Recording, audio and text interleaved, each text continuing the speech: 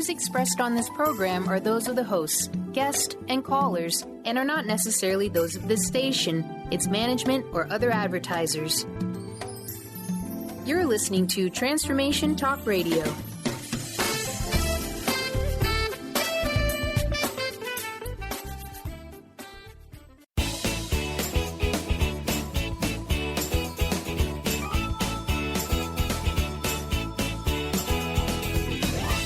Welcome to Conscious Creation with actress, author, and healer Dee Wallace. If you want to take charge of your life, really take charge of your life, the next hour will be a fun, enlightening experience in creating the life you want. Whether it's money, health, success, or relationships, join Dee in celebrating the power of you and see your life expand into joyful creation. To join Dee now, call 319-527-6305. And don't forget, Dee can also be heard on BBS Radio, iTunes, the Empowerment Channel at the Connect Me Radio Network. You can also hear Dee on Get Inspired Media Network, Transformation Talk Radio, plus UBN, Universal Broadcasting Network. And now, here's Dee. Hello, all you amazing, fabulous, incredible, magnificent, so very loved, and darn sexy people. I want to invite you today to stay, to listen. This is not a live show, but it is a new show. It is a new recording with one of our beloved members of the community who volunteered to use their private session so that you can see how in-depth we go. And these have been chosen for you because they are very relative to what's going on in the world today. I'm wishing you a very Merry Christmas, Happy Holidays, and an incredibly prosperous, healthy, and genuinely creative new year where we both, all, everyone together join in knowing that we are the exaltation of creation. Enjoy. Hello, all you personally powerful people who are safe and secure in this world to exercise and experience the power that you are. I have a little bit of a different show for you today. It's an exciting thing for me when I have to be away personally on a fabulous trip to Europe or working on Grimm or the many different facets of my life, to be able to bring to you a private session that one of the community has very generously agreed to. We're going to be talking with Susan today. And as you know, anything that comes in through her call is for me, is for you, is for the collective. So join us for whatever ride we're in for here. We never know, but the channel always times this perfectly. So, Susan, my great thanks to you for joining us today. Oh, thank you for speaking with me. It's as you were telling me before we started the call, how much you always get out of it when somebody else does it, and now beautiful Recigive is letting you give back, and I'm very grateful that you agreed to participate with us.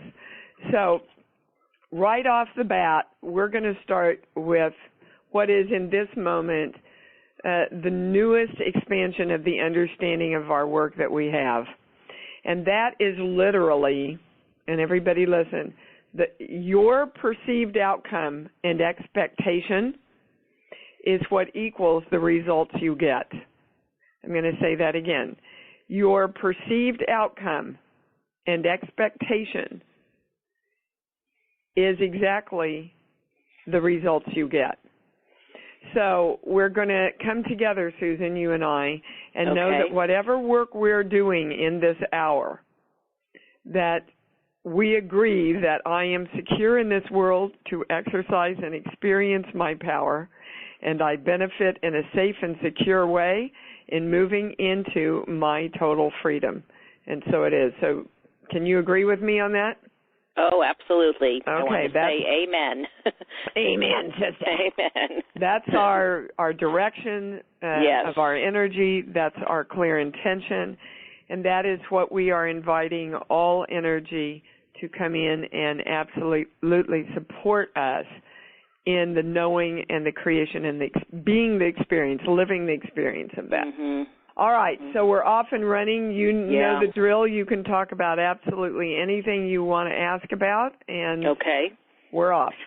Well, I really want to express my gratitude for you and all the help I've gotten listening to you and your shows, and also gratitude to your callers, because I've learned so much from them, and their questions were often my questions, and their answers were often, if not always, my answers. My life is so much improved over the time I've listened to your shows, and I've also been reading the Esther Hicks and other teachers that have just. If I had spoken to you a year or two ago, I would probably be just launching into all of my problems and difficulties and frustrations. Not that I don't have any now, but I would have been, I think, just a different person to talk to. And it's just knowing and learning and accepting that I am the creator of my life it's just revolutionary, I think. Isn't it? I mean, it just takes an amazing time. Yeah. Good. Yeah. Thank you for that. Oh, well, thank you. Acknowledgement, because, I could stand here and say exactly the same thing. The more I do this work, the happier I get, the healthier I get, and the younger looking I get. And the more the relationships in my life are satisfying and loving, and it just gives you your power back, not to keep blaming or needing everybody else. The blame, and I was really stuck in worry and fear, and I do fall back into that. I'm sure I'll discuss some of that today, but I am actually open. Yeah, I'm actually open to discussing anything that the channel directs to bring in. I had a very vivid dream before I woke up this morning, and I've been thinking about this call for a while and excited about it, and I'm wondering if it's relevant. So if I could just tell you about the dream. Basically, in the dream, I was looking for a home, and I wanted a home on a hill with a view where I could see the fireworks. And I ended up in a room with no windows and just covered in mucky, gunky cobwebs that were so very difficult to clean. They were so sticky and dirty that they would stick to a broom or stick to a vacuum. In the dream, I didn't like the cobwebs, but I did say to myself, well, I've cleaned up a lot of cobwebs. There's still some to go, but I think I'll get it done. And then I woke up. Well, it doesn't take a lot to put that dream together, does it? I don't know, and that's why I thought I have to talk. I had no intention of speaking about any dreams, and I thought, I think I need to tell you about this dream. So, and even that I didn't get mad or frustrated that there were cobwebs, but just kind of accepted them and trusted that I would get them cleaned up. I think those are the magic words right there. Yeah. Those are the magic words. The trusting? Well, no, accepting the cobwebs. Right. Yes. And it really is a two-parter, they're saying. Why are we conditioned to accept the cobwebs? So to expect the cobwebs, to go, okay, there's still more cobwebs to clean up, but I think I'll get it done. Mm-hmm. So I want to go back and read the agreement. The perceived outcome and expectation that we are holding equals the results. So in your dream, you were asking for a clear view that was on kind of on top of the world, so you could see the fireworks and the life and the excitement and the beauty, right? Of the fireworks. Ultimately, however, what you said when you ended up in the room with the cobwebs is, well, I think I can handle them. I've cleaned up the cobwebs before. And that's your expectation, Susan. And I think that represents, for sure, all of us. Right. That and you can say we're waiting for the other shoe to drop. You can say, I don't know, I create part of what I want, but I never have the total money that I want. I'm always a little bit short, even though I'm creating more and everything's better. Right. You can explain it. The words you used is, I fall back into it. And that's how this expectation. Oh, what's that quote? Wait, oh my gosh, that my mother used to say, hope for the best, but expect the worst. Oh, yes. I Right. wonder if Jared and I have that in the Big E. That's one that we were all brought up with. Well, honey. Yeah, exactly. Hope for the best, but expect the worst. Right. Well, according to what the channel has given us, this essential piece of information that's just come back, if we're expecting the worst, those are the results we will create in some level of measurement. Either all of it's going to be the worst, or some of it's going to be the worst, or we'll create the best and then lose it to the worst again. The worst is going to have to play in there if that's what our expectation is. And it was funny because I perceived the dream as, I'm so proud of myself. I could just accept the cobwebs without getting mad about them. But I guess you're saying, no, don't accept them. No, I think that's the second part of it. Okay. Is that, yes, we have to accept that we have that belief. We have to accept that, quote unquote, that's the way it's always been. Okay. But we don't want it the way it's always been. No. We want continuous freedom, right? Yes. We want continuous conscious creation in our lives around everything we're hoping for, right? Knowing that the hope is actually the creation of us through our focused expectation.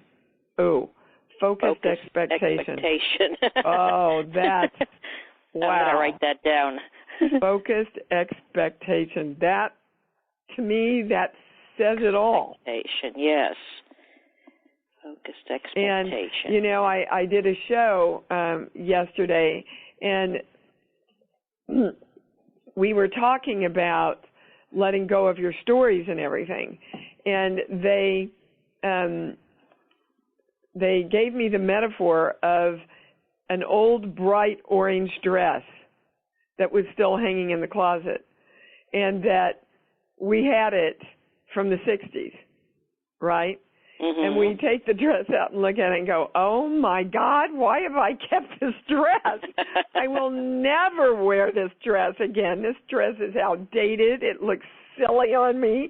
People would laugh if I were, but we won't do that with a thought. No. You're right. So they gave me, literally, out of my mouth comes a new thought wardrobe, right? Oh.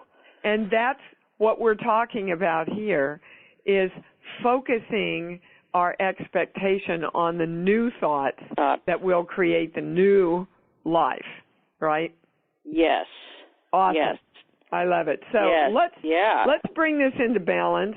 Okay. Dropping into our heart, going to our love place, and we claim I am divine love around the focused expectation, around my perceived outcome and expectation of bliss and joy and happiness and balance and freedom and harmony in every subject of my life.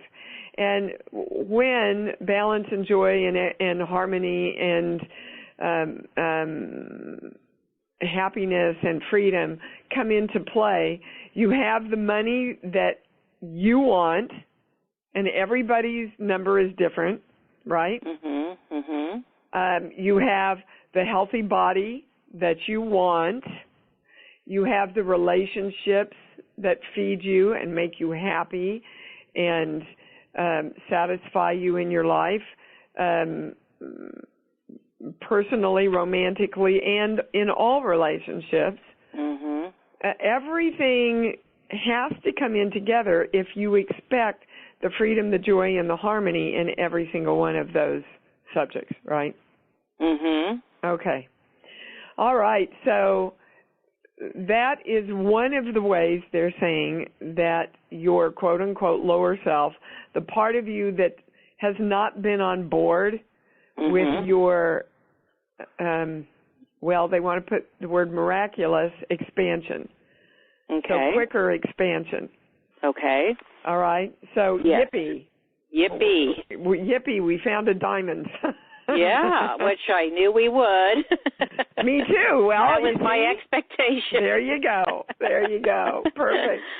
All right. So there isn't anything else around that, but that's going to get a lot in place for us to move on. Great. And I think in the past I always thought I was afraid of failing, and but I think really my fear was of being great and having a great life. And I think it goes to, when you were speaking of judgment and how people will judge us and we're in fear of our power. And the last few shows you've had, it's like, oh my God, that's answering all the questions I've had. And I'm wondering, are you sensing that I'm getting over that fear or balancing it? They actually want to clarify it a little bit. Okay. It's like you've almost got it, but not quite. So that's what it feels like. Yeah, okay, well, that's where we're going. Then back to, that's the first place we're going. Okay. Back to the dream, there's always going to be more to get to. There's always going to be more work on us to do. More cobwebs, right?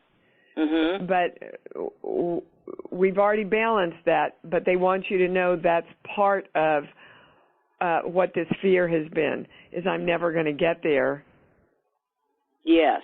Okay. And I think it's like, well, why would I deserve to get there? Who am I to get there? I get a no on that. Oh, okay. Okay. But there's okay, hold on. There's a collapsed definition. And that means usually that there's a negative that has been collapsed with a positive. And we have to get clear about that because it's muddling the waters. Okay. So they're telling me to go to core belief, and I'm off to my sheets here.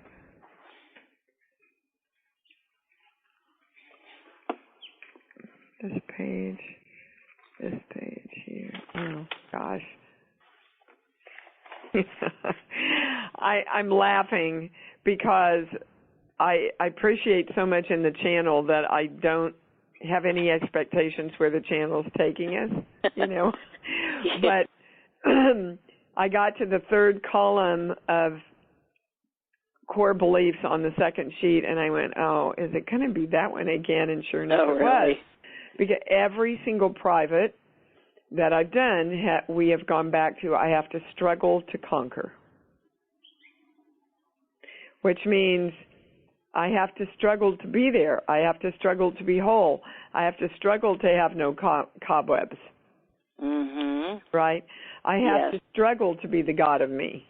And if that is our expectation, right, then those have to be the results that match it. Exactly. Right? Yes. So what's the opposite of struggle for you, Susan? Opposite of struggle is flow, is... Yep, that's the highest word. Okay. So And isn't this exactly what you were asking me about falling in and out? And so I'm in the flow of the God that I am. Okay. I'm in the consistent flow. Consistent flow. And then I'm thinking, what would my life be like if I did that? If I just stayed in the flow, I'm feeling a little bit of fear around that? No, actually what they're saying, oh, this is so great, is that you're feeling excitement. But yes. Excitement has always made you afraid. So that's where we're going now. I would like you to speak to that for just I will, because I actually wanted to bring this up, or if it came up, I wanted to speak about it. I am very prone to anxiety, and I don't get panic attacks anymore, but I could tell if they're coming on. And anxiety, it's like excitement is the flip side of anxiety. Like,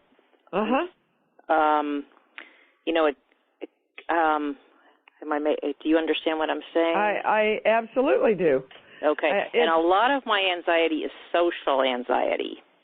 Like if I'm alone at home, I feel fine. I don't feel, but if I'm out in public, which I am every day, and speaking to people, it makes me nervous, yet it also, when I'm speaking to someone I like, it's like exciting and we get giggly and stuff. But I think when I'm excited now, since I had the problem with the anxiety, sometimes excitement feels like anxiety, and it's something it's something I have to guard against so that don't go into panic mode. Well, it's definitely the same coin with flip sides. Right. Okay. So we're not going to an age, but we're going to a time in your life. And you were pretty young, 3, 4, 5, 6. Okay. Maybe into 7 and 8. Hold on. 2 through around 8 years old. What was going on in your life? That's a long spread. Usually I get a more definitive age. Yeah. I think my life was very stable. We lived in the same home. I, had a mother, father, sister, brother. I do think back where before I went to school, seemed happier. It was happier for me to be home, and it seemed like a more creative, adventurous time in my life and freer. And then when I got to school, it seemed, even though I didn't have trouble learning, I didn't have learning problems or anything, but I liked being home. Okay. So the key phrase here is you felt freer. Yeah. And it's a true statement that you feel freer at home than when you go out. And when so I want you to see if you can go back to your beginning school. Okay. Which would have been kindergarten. Right. And what happened? Let's get as specific as we can. Because I think it might have been first grade. Does that sound right? I'm getting a yes on that, yeah. Okay. I still remember this really clearly. I remember, I forget, I was in line to get something. I'm going to be 55 this year, so however they did school in the 60s, where you stood in line. Yes. So I remember just standing there feeling fine, waiting my turn, and this kid, who I thought had been my friend, turned around and said, "Move it, fatso." And I never thought I was fat until then. Do you think that's where we're going?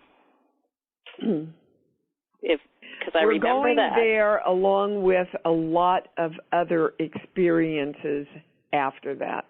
Okay, I matured early for my age. I'm only 5'3" now, but when I was in school, I was like one of the tallest in the class. I was one of the biggest because I went through an early puberty. And I just remember being just mortified about my body because I was so much bigger, and I was, would sweat, and I felt humiliated to be in my body, maybe. Is that it? Well, they're all it, baby. Okay. Because, and this is brilliant example of how your little girl or your little boy can keep running the show all your life. Yeah. So basically, what happened is little Susan put together this not correct, but very correct in her reality, belief that when I go out in public, yes, I get humiliated, I get embarrassed, I get put down, I'm not accepted. Well, who the hell wouldn't be anxious about going outside of their house? Oh, my God. Yeah. Well, I am getting, teary-eyed. Yeah. You really, wow. Sweetheart, you've been carrying this for that long. Oh, my. I thought it was from my 20s. I thought but anyway. Again, something in your 20s happened to trigger it and the enormity of it all over within you. But it started at this very, very early age when we're totally vulnerable. Yes. We can't speak up for ourselves. No. And so, even today, after today, she's not going to be running the show anymore, and you should feel a lot more freedom walking out that door because you're in charge again now. Well, that will feel wonderful. Now, let me tell you the core belief. This even goes further. Okay. The core belief that this ends up to be is I have to give myself up to pay for myself. Now, basically, what that means, in order for me to pay for being in the world and being out and celebrating and being with people and being in my power, I have to be in fear at the same time. I have to pay for it. Like hypervigilant. Yeah. Because that's how I feel when I'm out. Well, sure, because hypervigilant. Susan, as you know, I'm a child of an alcoholic. So most of my life was like, okay, is somebody going to say something? Is he going to be drunk? Or is my little brother going to find? Well, went, okay, is somebody going to put me down? Is somebody going to embarrass me?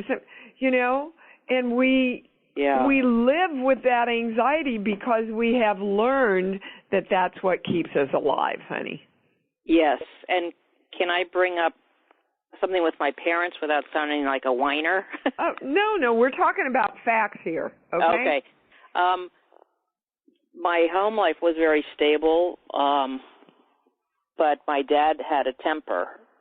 He was a veteran. He went through World War II as a Marine. I'm sure that has something to do with it. So I think I think my mother was very passive, so she would just let him rant and rave and call us names, and so I think I was Whoa. Kind of like you did with Move It, Fatso?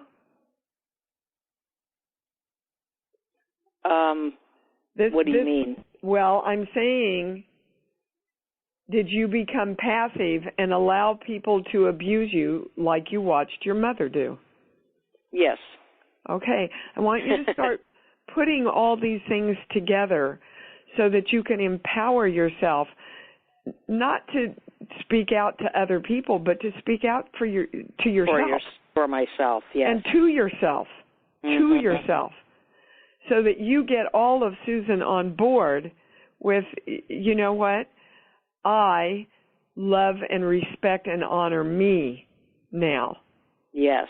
Because I'm running the show, and therefore other energy must come forward to respect and honor me, honey, because that's the way it works.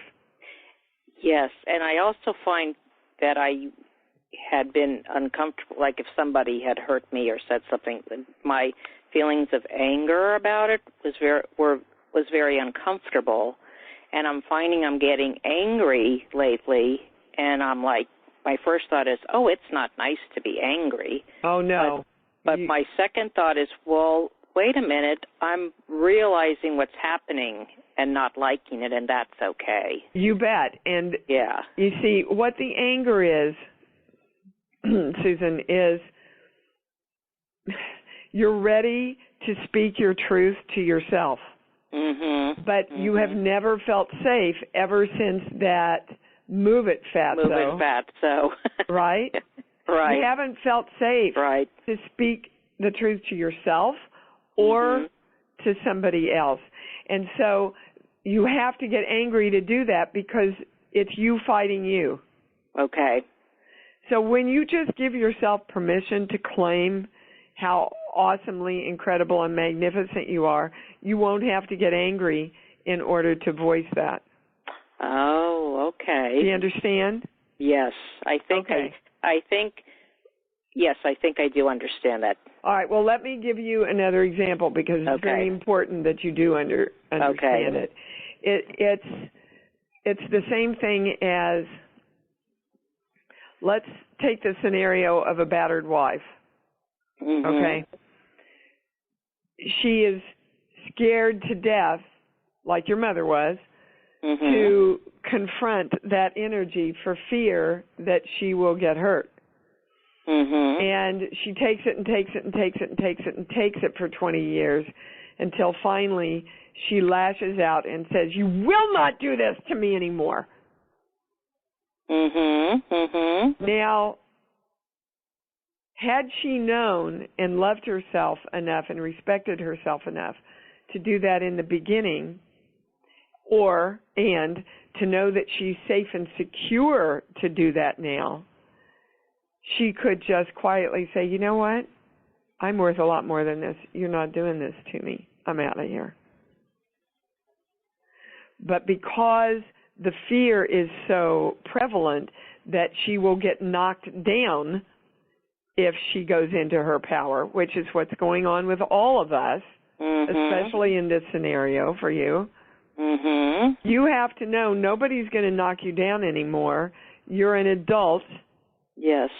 You get to define who you are, but also you get to start respecting and honoring yourself because that's why they will. Yes. I do understand that. You know, if when you were a little girl, if you could have looked at him and said, "You know what? Don't do that. Don't call me that. That's not nice. And I'm not. And I'm not moving for you. So go stand somewhere else." Well, can you feel how that dissipates the moment, that memory? Yes. I'm actually laughing about it. Yeah, which is the most healing thing you can do. Yeah. I mean, back then, it was like you died in front of everybody. Yeah, it was like very confused. It was like a lot of things. It was very confusing. It was shocking. Hurtful. I think I was shocked that he would even speak to someone that way, or, you know. Yes, I do.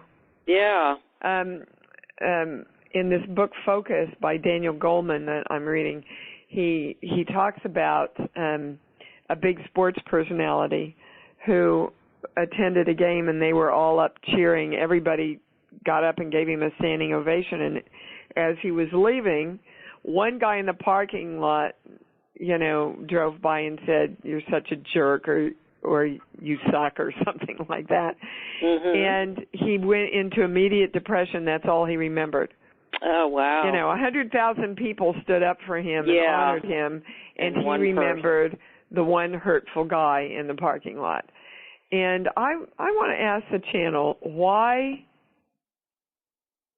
Well, that affects us so much because we have the innate belief, all of us, that Well, we're not good enough, but those aren't the highest words. That we're not God. That we're not the God of us, that we're not sovereign over our own creation. And so when somebody comes by and hands us a negative like that, we automatically plug into it because we're trying to tell ourselves, reach in and be your powerful self. That's who you are. You know, the reaction to this doesn't coincide, is not in harmony with who you really are. But we don't listen to that, or we're not conscious that that's what we're supposed to know and remember. And so we take the hit and we fall out of our power and we fall out of being the God of us until we get ourselves back again today, and which you did. Yes. I'm saying you did. You can see how it all worked now. Mhm. So yes. Let's bring all this into balance. I am divine love. So what we want to know is that we're in the flow of our own creation as positive and joyful and empowering every moment of our lives. And that if life gives us something to take us away or take our focus away from that, we know that we have the power to hold our focus on the fact that we are special and magnificent and creation itself. And so it is. Wow. Yeah. So now if that does happen, would it be us creating that? No, you see your creation, it would could we be creating the person that would come into our life and be verbally abusive or abusive in any way? Well, how I understand it, and this is the highest understanding we have so far. It's not the highest understanding, but it's the highest understanding we have right now. That the creation lies more in your reaction than in the person showing up. Okay. And so when and it usually a lot of healing people get together and really think this is so interestingly funny. But as soon as you say, I am going to do this, a lot of things can be thrown in your way so that you can practice holding on to what you know. Yeah, I could see that. Okay. I think I heard, I think it was Wayne Dyer, who said, tell God your plans, or something about tell God what your plans are and watch her laugh or something. Yeah. Listen tell to God, her laugh. Yeah, tell God your plans and watch him laugh, yeah. Yeah. I think it's you want to see God laugh, tell him your plans. Right, yeah. That's it. Yeah. But that doesn't mean we don't Well, plan, but the point is, we are God. Well, that's true. Well, so, you know, if I put that in the terms of our work, it would be more like you want to be able to laugh at yourself, move out of the God that you are. You know?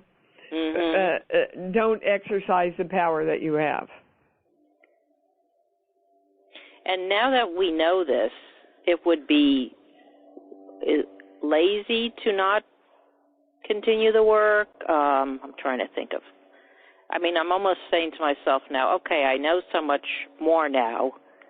There's no place else to go but up, really. There's no place up and within.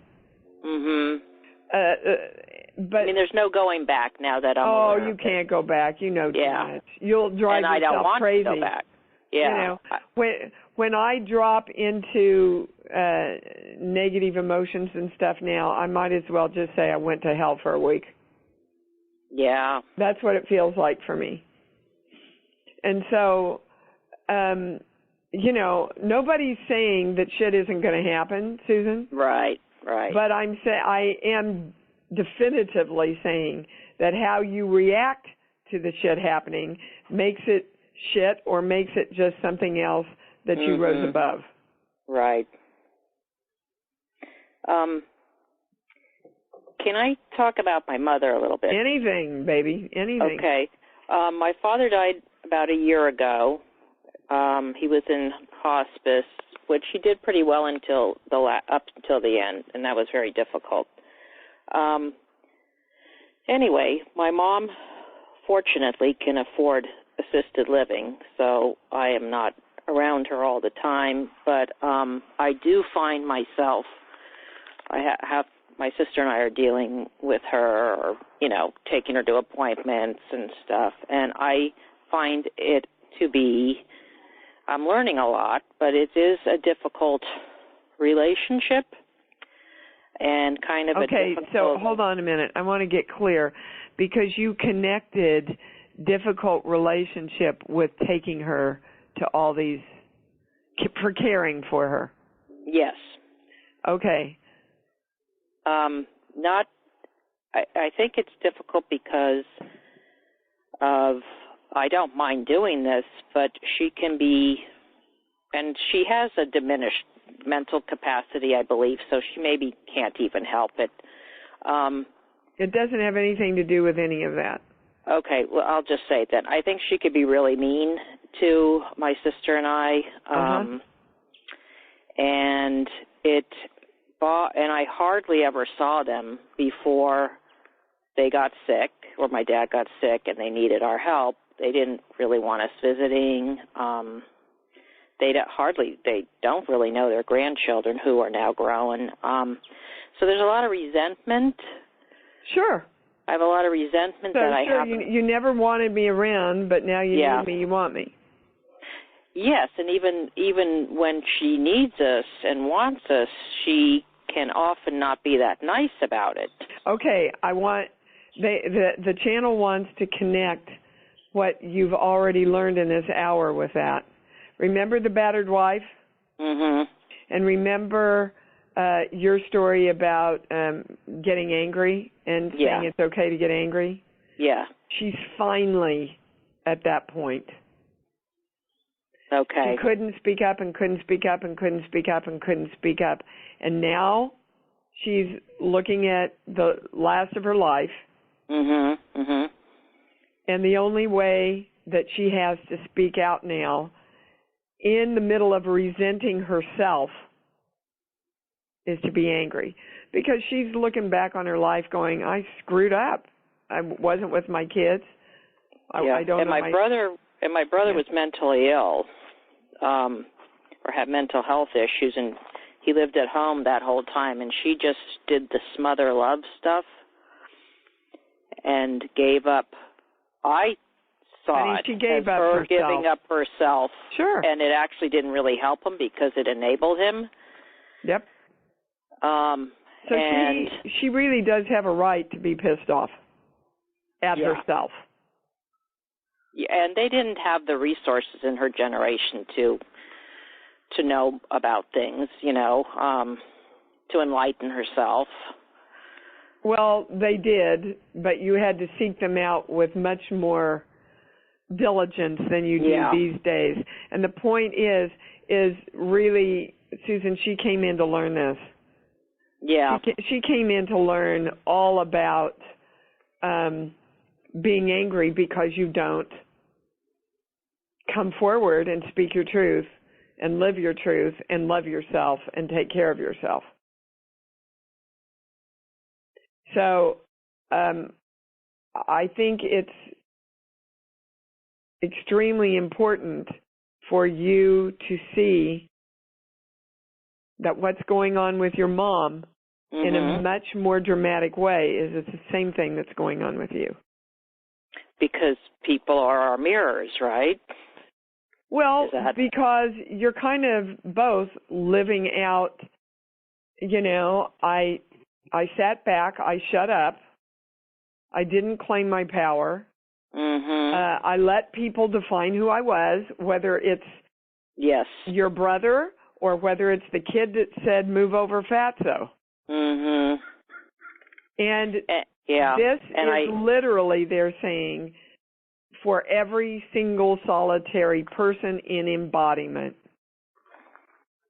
That right now, now they're tying in all the anger in the world and the shootings and even the weather, they're saying. Oh, really? Yeah, that this accumulation of our anger toward ourselves for not speaking our power and our truth has to come out and be let go and redefined. And so basically on the three-dimensional plane, they're saying to you, she's not going to change. No. She's not going to change, but you can move into a lot of your freedom by telling yourself the truth, that she wasn't there for you. She didn't stand up for herself. She didn't particularly give you a good example, and she did the very best she could do in this lifetime with the stuff that both of you came in to learn from each other. Right. So your job now is to either accept it and go, wow, I get the lesson. Yeah. I'm going to watch Mom and be clear that she is blessing me with being able to see what I don't want to be so that I will clearly see who I do want to be, who is someone that goes out into the world and loves life and embraces life and deals with life and interacts with life and speaks her truth. Thanks, Mom. Yeah, exactly. So now because I'm going to see her later today, and I'm going to have to tell her that the doctor ordered another blood test, and she's probably going to be annoyed. See, I'm projecting. That's projecting, right? That's projecting the outcome. Should I not be? See, I'm trying to brace myself for my conversation with her later if she gets mad about having to go back to the doctor. Well, again, you're bracing yourself because you're plugged into that fear. Okay, so it's still that fear then. Of speaking your truth. And, the truth is, what you want to say is you want to look at her and go, look, I don't want to do this any more than you do, Mom. Really. And the point is, I don't need this attitude from you. I'm here to support you, and I'm here to love you. I'm not here to be abused by you. And the, bottom line is, we got to go to see this doctor. Unless you have you decided to just die? Do you want to just sit here and die? Well, I know that sounds harsh, Susan. Yeah. Well, I'm kind of laughing because that's what I think I've thought. I'm sure my sister has thought of saying, but it's like, oh, we can't say that to her now. She's so old. Well, no, that's what you need to say to her. Okay. I mean, not from anger. No, I understand that. But from you see, you can identify what she needed to say and do with your brother, not to enable him. But you're not identifying it with yourself and your mom. Yes. Can you, with compassion, speak your truth? Yes, I think so. Yes, I have to. Well, I think you have to for yourself, and you have to for her. Yeah, because she's not stupid. I think she'd understand it. I think she would get the message and understand. Well, she will get the message if you look at her and go, Mommy, when you talk to me like that, it makes me feel bad. It See, makes my me sister feel will say that. abused, and it makes me feel sad, and it makes me feel angry. So it is not okay for you to talk to me like that. We are here to help you. Okay.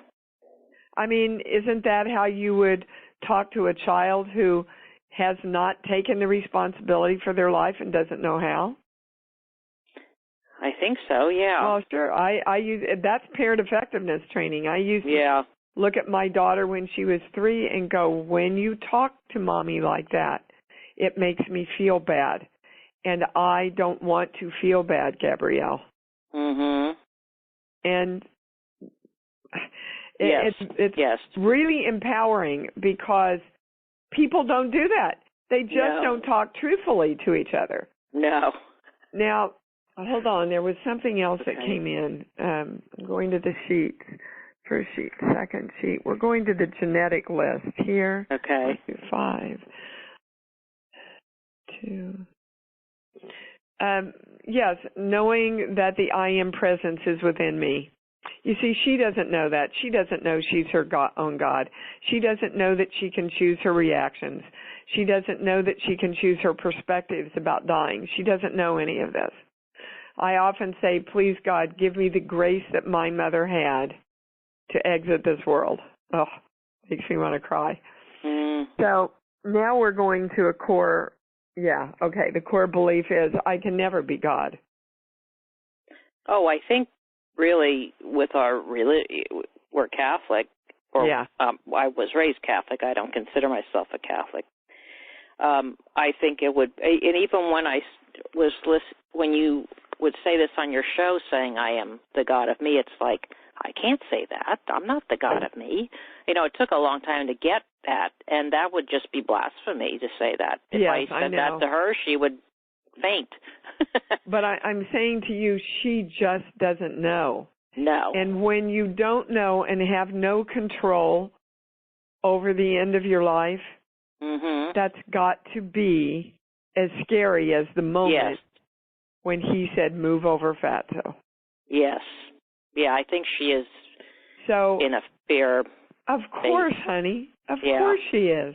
Yeah. No matter how much grace you have, death is scary. Sure. You know, what we know is leaving. And even more than death, for me, is the fear of not being whole and having all my capacities physically and mentally. Well, this was with my dad.